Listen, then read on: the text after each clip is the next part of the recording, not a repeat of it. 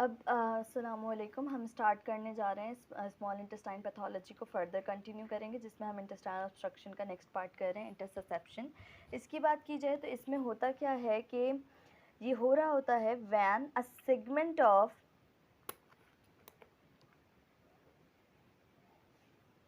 intestine constricted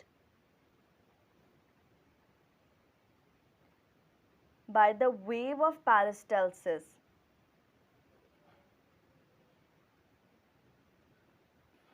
Telescope into the immediate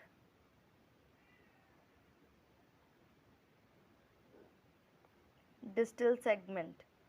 ये मैंने इसकी डेफिनेशन आपको लिखवा दी है। मैं इसको ज़रा पिक्चर के थ्रू समझाती हूँ तो आपको ज़्यादा अच्छे से समझ आएगा। अब इंटरसेप्शन में क्या हो रहा होता है कि हमारे पास इतनी तेज़ पेरिस्टाल्टिक मूवमेंट होती है कि स्मॉल इंटेस्टीन जो होती है वो मूव कर जाती है इनटू द लार्ज इंटेस्टीन। ये स्मॉल इंटेस्टीन है, हाई पेरिस्टाल्टिक मूवमेंट हुई और वो प्रोट्रूड कर गई इनटू द लार्ज इंटेस्टीन। सो ऐसे होती है हमारे पास इंटरसेप्शन। अब मैंने आपको यहाँ तक दिखा दिया कि ये हमारे पास इमीडिएट डिस्टल सेगमेंट में क्या हुआ कि इंटेस्टाइन का पार्ट इन्वेड कर गया। अब ये जो इन्वेजन होती है ये सिर्फ सेगमेंट नहीं जा रहा होता, सेगमेंट जो होता है वो पुल करता है अपने साथ माइंटारिक प्लेक्सस को भी।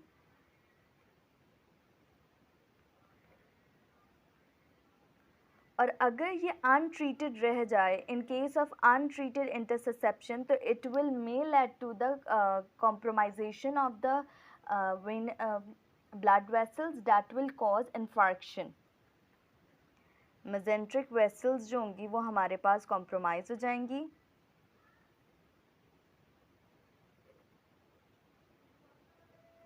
And that will cause infarction. और ये कॉमन होता है in childrens younger than 2 years। इसकी कॉज की बात करते हैं तो ये एसोसिएट करता है with the viral infection, rotavirus.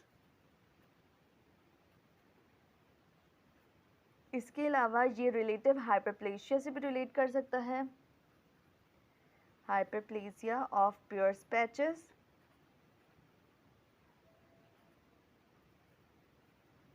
that is leading to interception।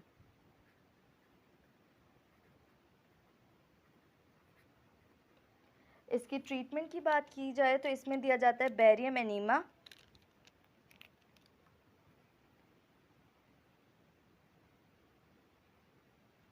या फिर एयर एनीमा। अब हम नेक्स्ट स्टार्ट करने लगे हैं Hirschsprung disease, that is also known as congenital aganglionic megacolon. ये होता कितने % लोगों में है? ये अकर हो रहा होता है, अकर इन 1 in 5000 लाइव बर्थ। और ये सबसे लाइक मोस्ट कॉमनली होने वाला कंजेनाइटल डिफेक्ट है in the colonic region, congenital defect in colons. इसके अलावा ये मेल डोमिनेंट है।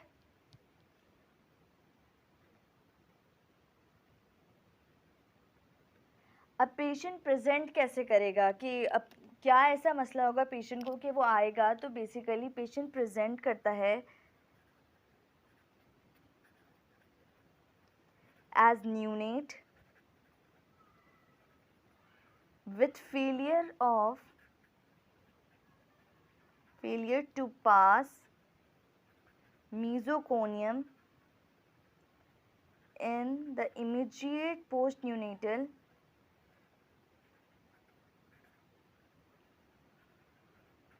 period, followed by obstructive constipation।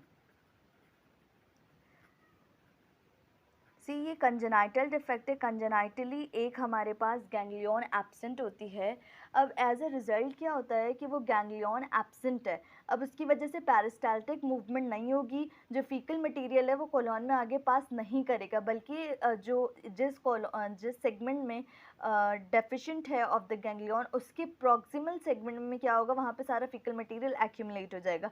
अब पेशेंट प्रेजेंट ऐसा करता है कि जो न्यूनेट्स होते हैं वो आफ्टर बर्थ जो है वो पास नहीं करते हैं मेसोकोनियम। उसकी वजह से क्या होगा कि सिवियर पेन भी होगा बच्चे को, और ऑब्स्ट्रक्टिव कॉन्स्टिपेशन के जो मदर आएंगी या जो भी आएगा उसके साथ वो यही बताएगा कि बच्चा फीकल मटेरियल पास नहीं कर रहा, और अगर कर भी रहा है तो बहुत माइन्यूट अमाउंट में कॉन्स्टिपेटेड हो रहा है बच्चा। तो इस तरीके से इसकी प्रेजेंटेशन होती है। ये लाइफ थ्रेटनिंग कंडीशन है, क्योंकि ये कॉज कर सकते हैं enterocolitis, fluid electrolyte balance imbalance, perforation and peritonitis। अब बात करते हैं इसके पैथोजेनेसिस की, जैसे थोड़ा सा मैं बता भी चुकी हूँ, मज़ीद मैं आपको बताती हूँ। अब पैथोजेनेसिस में क्या है कि टायरोसिन काइनेज रिसेप्टर की म्यूटेशन होती है in familial cases along with 15% of sporadic cases.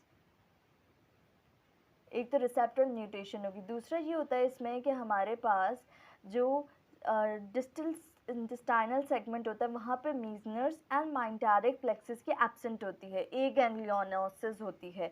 अब उसकी वजह से क्या होगा, गैंग्लियन नहीं होगी, नर्व इम्पल्स नहीं आएगी, पेरिस्टाल्टिक मूवमेंट नहीं होगी। अब इसकी अपीयरेंस कैसी हो रही होती है, इसकी अपीयरेंस ऐसी होती है कि जो ए गैंग्लियोनिक रीजन होता है सेगमेंट, वो हमारे पास कॉन्स्ट्रिक्टेड मिलेगा, जबकि जो उसका प्रॉक्सिमल सेगमेंट है that will be highly dilated, क्योंकि जो फीकल कंटेंट है वो उसके ऊपर जमा हो रहा होगा। पेरिस्टाल्टिक मूवमेंट नहीं है तो वो नीचे मूव नहीं करेगा, बल्कि ऊपर जमा होता रहेगा। अब ये हमारे पास कौन से रीजन में सबसे ज़्यादा हो रहे होते हैं, रेक्टम एंड सिग्मोइड कोलोन। ये दो रीजन्स होती हैं जहाँ पे ये कंडीशन हमें मिलती है। अब इसकी डायग्नोसिस कैसे होती है, absence of aganglionic cells in affected segment,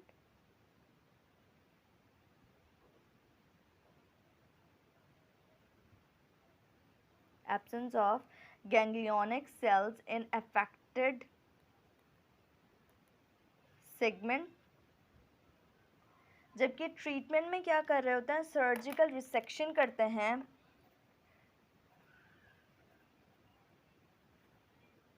resection of A ganglionic segment,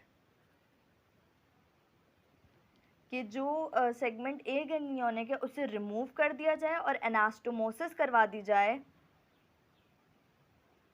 of normal colon to the rectum। वो ए गैंग्लियोनिक सेगमेंट जो है सिर्फ उसी को रिमूव कर दिया जाएगा और बाकी सबको जो है कनेक्ट कर दिया जाएगा। तो ये इसकी ट्रीटमेंट है। अब यहाँ तक हमने कंप्लीट कर ली इंटेस्टाइनल ऑब्स्ट्रक्शन। नेक्स्ट हम स्टार्ट करेंगे vascular disease of the bowel.